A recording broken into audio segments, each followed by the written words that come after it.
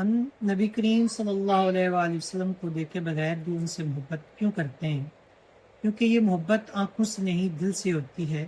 صحابہ کرام نے آپ صلی اللہ علیہ وآلہ وسلم کو دیکھا، آپ کی صحبت پائی، اور ہم نے آپ صلی اللہ علیہ وسلم کو نہیں دیکھا، مگر پھر بھی دل آپ صلی اللہ علیہ وآلہ وسلم کے ذکر سے سکون پاتا ہے۔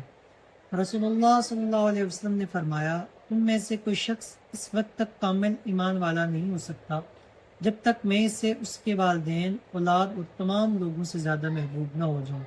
تو آئیے اپنی زندگی میں صحبت مصطفیٰ صلی اللہ علیہ وآلہ وسلم کو صرف الفاظ نہیں، اپنے کردار کا بھی حصہ بنائیں۔